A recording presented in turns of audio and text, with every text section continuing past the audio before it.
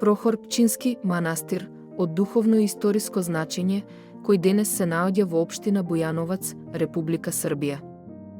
Тој е значаен за историјата на македонскиот народ поради тоа што во него се одржало првото заседание на АСНОМ и како дел од Вардарска Македонија што припаднал на Србија.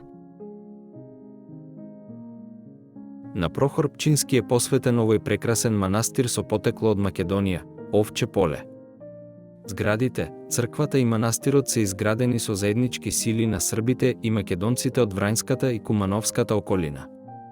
Така се нарекуваат двата најголеми манастири. Едниот Врањски, а другиот Кумановски. Тие до пред 25 години беа прилично запуштени, но сега се вратени на радост на верниците и посетителите на ова големо светилиште. Манастирот има големо значење не само за локалното население како најголемо верско-културно светилиште овде, туку и за македонскиот народ кој, меѓу другото, овде ја обновува и официјално ја прогласува својата современа државност според одлуките на АСНОМ во 1944 година.